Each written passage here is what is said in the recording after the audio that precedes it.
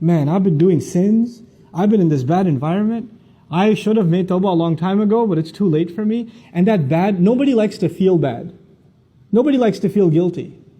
And then shaitan comes and says, why do you feel guilty? You don't have to feel guilty. The only thing that's making you feel guilty is this Islam thing. Islam says this is haram and that's a sin and that's a sin and you can't do this and you can't say that and you can't go there. Islam keeps making you feel bad, man. I want you to feel good. How true is Islam anyway? And now the thoughts start running in this person's mind, a man or a woman. Why am I even following Islam? It seems like it just wants me not to be happy. I just want to live my life, man. I just want to be free. I just want to be able to do what I want. I just want to be able to hang out with my friends. I'm not so sure about the Quran anyway. How do we even know there is a God? How do we even know? What's this hadith business? I mean, how do we even know it's authentic? And so you have this young man or woman, and now they're starting to ask questions about, I'm not so sure about this Islam. I don't know.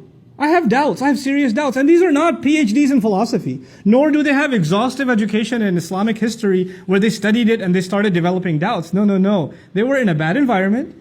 You kept putting yourselves in situations where your faith gets tested. You kept surrounding yourselves with friends that would do bad things, say bad things, see bad things, go to bad places, but you said, I'm not like them, I'm just trying to help them. You kept putting yourself in environments where you knew it was bad for you, but you said, no, I can handle it. I got this.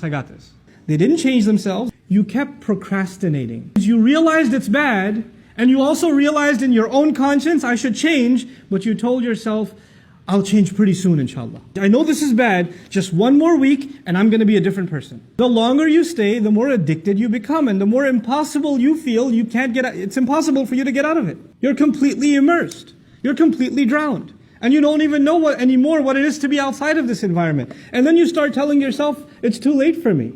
And when that happens, a guilt sets in. The guilt sets in that I'm pretty messed up.